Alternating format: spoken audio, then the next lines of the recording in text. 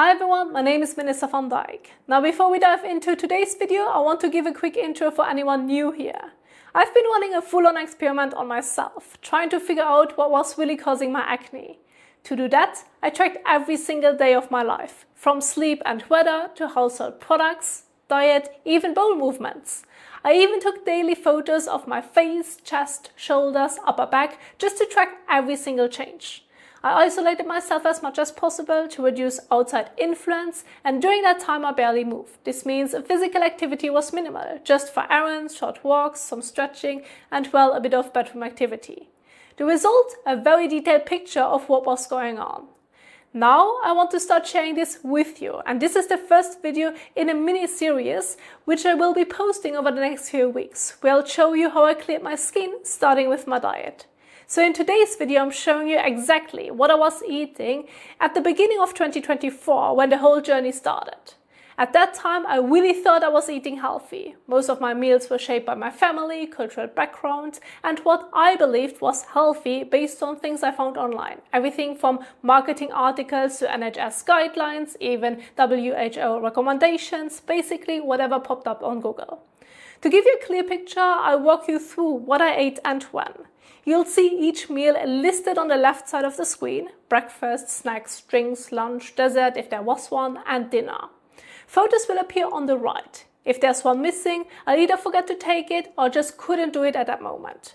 But the list is 100% accurate. I tracked every single thing I ate and drank in detail. So let's start with the first image. This was a pretty typical day for me in early 2024. Bratwursts were my go-to. I had them for both breakfast and dinner, usually topped with butter cheese and pickles. Lunch was sushi with cooked salmon, avocado, mango and Philadelphia. And with almost every meal I had coffee with frothed milk and sugar, a glass of water or both. It varied from meal to meal. The next day looked a lot like the first. More sourdough bratwursts, no surprise there. It was part of my routine. I would grab them early in the morning from the bakery and top them with what I was used to. What was new here were the olives. I had heard that they were rich in healthy fats and polyphenols, which, according to my research, are naturally occurring plant compounds with a wide range of health benefits, mostly because of their antioxidant properties. So I thought it might be a good idea to add them in, hoping that they could support my skin. Lunch was a cooked meal. Potato pancakes, Italian schnitzels, and some snap peas. Dessert, just a cup of coffee with 2 small coffee biscuits. Dinner was more bratwursts topped with cured cheese, Gouda and pickles, plus some Kalamata olives, more coffee, and a glass of red wine. Then again, more bratwursts. At this point, I started adding more fish and some fruit, because it's generally recommended to eat fish a few times a week and include plenty of fruits and vegetables. And I was making a real effort to do that. Along with, of course, more bratwursts. Pickles were a big part of that. They're technically a fruit, and I often went for the fermented version, hoping it would help my gut health. But the truth is, I didn't even know if my gut was damaged. I just assumed it because I kept reading it everywhere that this might be the cause. There were also some nuts that day. I believed that they were a good source of antioxidants and a healthy snack. But that turned out to be a real problem for me. So much so that I felt like my body was turning into a nut. Not because of the shape, more like I had little nuts all over my shoulders and arms. There were breakouts everywhere. And I will go into much more detail about that in the next video. But for now, let's move on to the next day, which brought a few small changes. Now I had some mashed potatoes with carrots, broccoli and cauliflower. And I also tried a different kind of nut. And the walnuts I had here actually turned out to be one of the few nuts I tolerated, along with the macadamias. Now I think it's because of their hard shell, maybe less exposure to toxins, but that's just my own observation. Other than that, same pattern: bratwursts with cheese, pickles, coffee and water. And the next day I brought back meat, something I had been minimizing because a lot of people were saying that processed or red meat can increase the risk of heart disease, cancer and other chronic conditions when eaten in excess. At the time, I wasn't digging any deeper. I didn't know about the agendas behind those headlines from politicians to companies with something to gain. So for this meal, I brought meat back because honestly, I really enjoy it. I had beefsteak with potatoes and bok choy sauté with young garlic. I also snacked on an organic apple, which, as it turned out, was a complete disaster.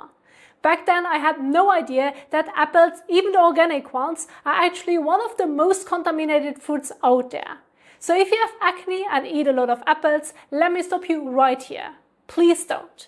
And no, washing them or peeling them doesn't help. The pesticides go through the skin, into the flesh and into the apple itself. So if you're looking for better options that aren't loaded with pesticides, check out the video linked in the top right corner.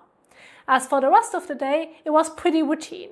I had my usual bread rolls for breakfast and dinner with goat cheese and butter cheese plus coffee and water.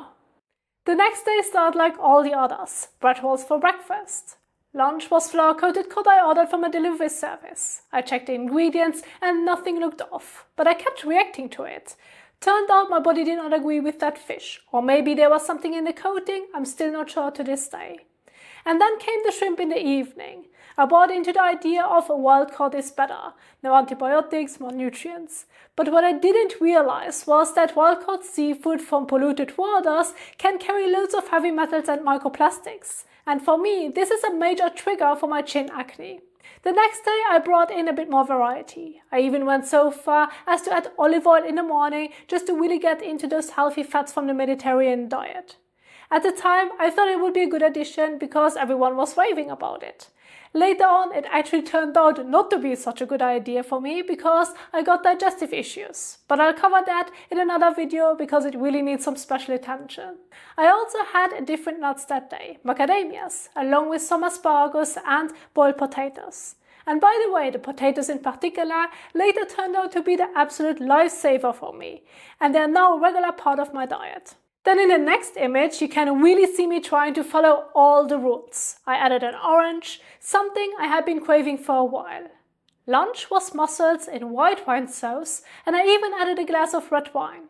I was buying into the whole French paradox idea. You know, how people in France eat rich fruits, red wine, and still have relatively low rates of heart disease.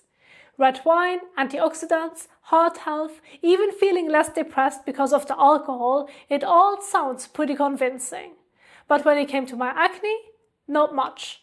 Every time I had more than a little, my skin would flare up. Looking back, the cause was probably the grapes, or more accurately, what was on them.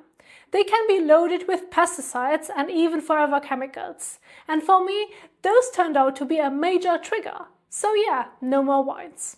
For the second last image, I also wanted to mention that I occasionally had some desserts. I have to admit, these days I eat a lot more dessert, but I've transitioned mostly to homemade, simple ones. And by the way, you can find those on my channel and I'll link them in the top right corner. Back then I was just trying to include desserts here and there, but apart from contributing to my tooth decay, which I had quite a lot at the time, they didn't really affect my acne in any obvious way.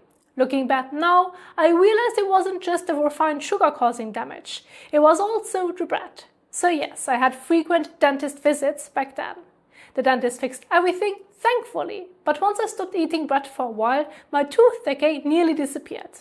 Now, the dentist only sees me once a year, mostly for cleaning or a small fix. So at that point, it wasn't just my skin breaking out, this way of eating was starting to mess with a lot of other things too. And finally, the last image, I had ragu, something I really enjoy because of the sauce. But it was store-bought, heated and poured over the noodles. And for dinner, I ordered fries. Not homemade either. The sauces I used, including the tomato sauce, made everything worse. Looking back, this meal with store-bought sauces, fries and bread rolls was just not nutritious and definitely wasn't helping my acne heal.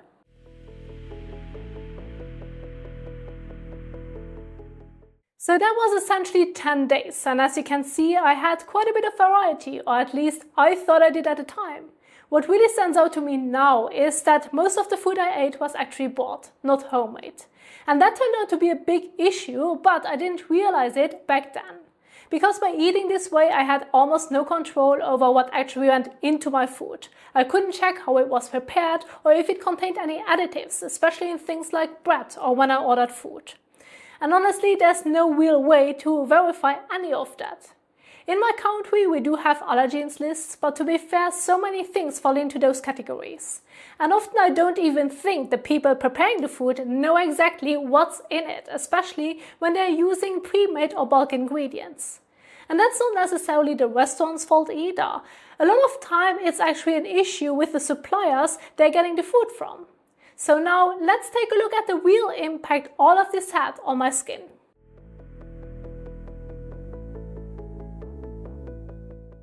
So before I end the video, I want to show you how my face actually looked during that time, so you can really see what the food I was eating was doing to my skin.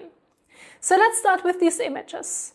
Now you'll notice that I had breakouts across my face, but the pattern wasn't always consistent. My cheeks were usually the most stable areas. They rarely broke out badly, and if they did, it was very mild. Most of the active acne kept shifting between my forehead and the area around my nose, and especially my chin. In some of the close-up shots of my chin, you can clearly see clusters of inflamed spots. That area got worse the longer I ate this way. It was the most reactive part of my face, and it's typically associated with hormonal acne. If you compare the earlier photos to the ones taken later, you'll see the ups and downs. Sometimes things looked a bit calmer, and then suddenly a flare-up would appear, often after certain meals, but I hadn't made that connection yet. And I think it's important to understand, because the acne wasn't just there, it was reacting to something. And I now know a lot of that had to do with what I was putting into my body and the environment I was living in.